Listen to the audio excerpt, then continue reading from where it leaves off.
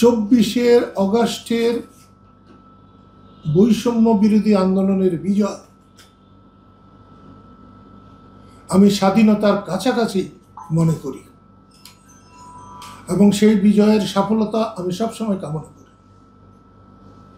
কিন্তু সেই বিজয়ী বীরেদের কার্যকলাপ দেশের মানুষ অতিষ্ঠ হয়ে উঠেছে। আমি তো ভেবেছিলাম তাদের এই বিজয় 1000 বছর চিরস্থায়ী হবে,